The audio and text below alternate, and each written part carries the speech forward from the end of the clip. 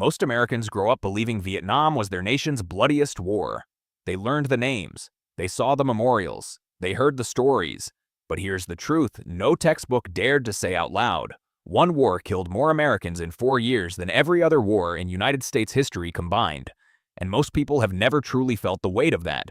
If you are someone who believes history should be told honestly, not conveniently, then stay right here. Subscribe before this video is over, because on this channel, the uncomfortable parts are exactly where we begin. What you are about to hear is the real story of the American Civil War. Not the cleaned-up version from school, not the version that gets printed on postcards. This is the story of 620,000 lives lost, a country that nearly stopped existing, and a truth that was quietly buried for generations. This is 15 minutes that will change how you see American history forever. Stand in front of the Vietnam Veterans Memorial in Washington, D.C., and the first thing that hits you is silence. Then the names, 58,220 of them. Carved into black granite, row after row, each one a person. Each one a family that was never the same again. It is one of the most powerful monuments in the world, and it deserves every tear that has ever fallen in front of it. Now do this. Imagine a wall 10 times longer. That is the Civil War. Vietnam cost America approximately 58,000 lives. The Civil War cost America more than 620,000. Some historians, using revised estimates from a 2011 demographic study, now believe the number was closer to 750,000. That is not a rounding error. That is the entire population of a major American city, wiped out in 4 years. Yet somehow, Vietnam feels bigger in the national memory.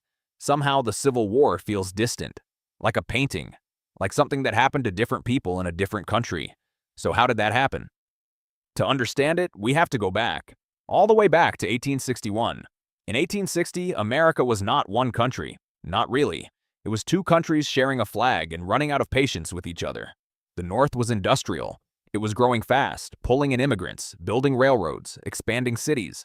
The South was agricultural. Its entire economy was built on cotton, tobacco, and the forced labor of approximately 4 million enslaved human beings. These were not 2 sides of a political debate. These were 2 completely different worlds that could no longer agree on what America was supposed to be. When Abraham Lincoln won the 1860 presidential election, he had not even taken office yet when South Carolina voted to leave the Union. Within weeks, 6 more states followed. They formed the Confederate States of America. Politicians in Washington were genuinely stunned. Most of them believed it would be resolved peacefully. The disagreements would be talked through, deals would be made. One Union soldier wrote to his mother that he expected to be home before the autumn leaves fell. He was not home that autumn. He was not home the autumn after that either. On April 12, 1861, Confederate forces opened fire on Fort Sumter in South Carolina. The Union garrison surrendered. The war had officially begun, and still, almost nobody understood what they had just started. In July of 1861, a Union army marched toward the Confederate forces at a creek called Bull Run near Manassas, Virginia. Washington socialites packed picnic baskets and rode their carriages out to watch what they assumed would be a quick, decisive Union victory. Instead, what they witnessed was a complete disaster. Confederate forces held, rallied, and pushed the Union troops back. Soldiers broke and ran. Civilians fled in panic right alongside them. Carriages and horses tangling in the road. The war that was supposed to last a few weeks had just shown its true face. The men on both sides of this war were not professional soldiers. They were farmers, teachers, blacksmiths, and shop owners. Boys as young as 15 lied about their age to enlist. Some were 13. They had never seen battle. They had no idea what they were walking into, and when they arrived, the weapons of this war met them with a brutality that nobody was prepared for. The rifles used in the Civil War were accurate from 300 yards. A soldier could be shot from a distance he could barely see. But battlefield medicine was still in the dark ages. A wound to the arm or leg almost always meant one thing: amputation. Surgeons worked in blood-soaked tents just behind the battle lines, their saws moving so fast they barely stopped between patients. Men who survived the fighting often did not survive the treatment. Infection killed quietly, slowly, in the days that followed. At the Battle of Antietam on September 17, 1862, in a single day of fighting, more than 22,000 soldiers were killed, wounded, or went missing. That is more casualties than the entire D-Day operation in Normandy during World War II. One day, one battle, 22,000 men. Antietam remains the bloodiest single day in American military history. The cornfield where much of the fighting happened changed hands 6 times before noon. Eyewitness accounts describe the ground as carpeted with bodies. But here's what most people were never taught. The bullets and the artillery were not the leading killer of this war. Disease was. 2 out of every 3 Civil War deaths were caused not by combat, but by illness. Typhoid, dysentery, pneumonia. Infections that spread through camp after camp as tens of thousands of men lived in tight quarters without clean water, without proper sanitation, and without any real understanding of how disease traveled. Germ theory was barely understood at the time. Doctors did not know why men kept dying after surgeries that appeared successful. They did not wash their hands between patients. They did not know to. A soldier had a better chance of surviving a bayonet charge than surviving a summer in a poorly managed camp. Mothers and wives at home waited for letters. Sometimes the letters stopped, not because their son had fallen in a great charge, not because he had died doing something heroic, but because he had gotten sick drinking contaminated water, and his body had simply given out in a muddy tent somewhere in Virginia. On January 1st, 1863, Abraham Lincoln issued the Emancipation Proclamation. It was not a perfect document. It applied only to enslaved people in Confederate states. It was, in part, a military strategy designed to weaken the South's labor force and open the door for black men to join the Union Army. But for the 4 million people whose entire existence had been defined by bondage, it was something far more than policy. It was a signal that the war now had a moral center. Nearly 180,000 black soldiers enlisted in the Union Army. They served in segregated regiments. They were paid less than white soldiers. If they were captured by Confederate forces, they did not receive prisoner of war status. They were executed or re-enslaved. They knew this before they signed up, and they signed up anyway, because for them, this war was not about politics. It was personal. It was about every generation that came before them and every generation that might come after. There is a question that gets asked in classrooms occasionally and then dropped before it gets a real answer. If the Civil War was really just about states' rights, then why did every Confederate state's official articles of secession specifically name the preservation of slavery as the primary reason for leaving? Mississippi's declaration stated plainly that their position was thoroughly identified with the institution of slavery. South Carolina's declaration listed the threat to slavery as its central grievance. The documents exist. They are not difficult to find. The argument was settled by the people who started the war themselves. The summer of 1863 brought the war to its most terrible peak. At Gettysburg, Pennsylvania, over 3 days in early July, the 2 armies collided in the largest battle ever fought on American soil. Approximately 51,000 soldiers became casualties across both sides. On the 3rd day, Confederate General George Pickett led roughly 12,500 men in a direct charge across nearly a mile of open field toward heavily fortified Union positions. They marched in formation into cannon fire and rifle fire that tore through their lines from the moment they stepped forward. More than half of those men never came back. The ones who watched from the Confederate side said that when the survivors returned, the army looked like it had been drained of its blood. One Confederate general, Lewis Armistead, had close friends commanding Union forces on the other side of that field. He crossed the stone wall at the top of the ridge and was shot almost immediately.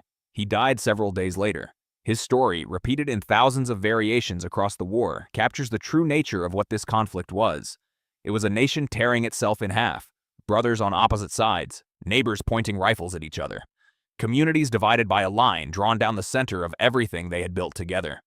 By 1864, Union General William Sherman was marching through Georgia, deliberately cutting a 60-mile wide path of destruction through the Confederate heartland. Farms burned, railroads torn up, food supplies destroyed. Sherman was not simply trying to defeat the Confederate army in the field. He was trying to break the will of the people supporting it. Historians still debate whether what he did constituted a war crime or a military masterstroke. What is not debated is that it worked. In the trenches outside Petersburg, Virginia, Union and Confederate soldiers faced each other for 9 straight months in conditions that looked exactly like World War I trench warfare. Except this was 1864, 50 years before Europe would learn the same terrible lesson. The Civil War did not just shape American history, it invented the template for modern industrial warfare, and the world did not fully understand what it had witnessed until the same methods killed millions on the fields of France half a century later. On April 9, 1865, Robert E. Lee surrendered to Ulysses S. Grant at Appomattox Courthouse. The war was over. 5 days later, Abraham Lincoln was assassinated at Ford's Theater in Washington, the man who had led the country through its darkest chapter.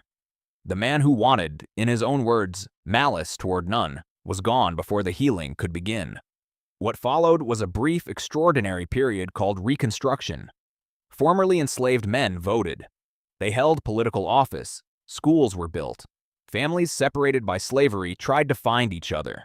For a moment, the country looked like it might actually rebuild itself on new terms. Then the backlash came. Southern states began passing laws specifically designed to strip Black Americans of their new rights. The Ku Klux Klan formed and began a campaign of violence and terror. By 1877, Reconstruction was effectively over. And then came something more lasting than any law. The war was rewritten. The Confederacy began to be romanticized as the lost cause.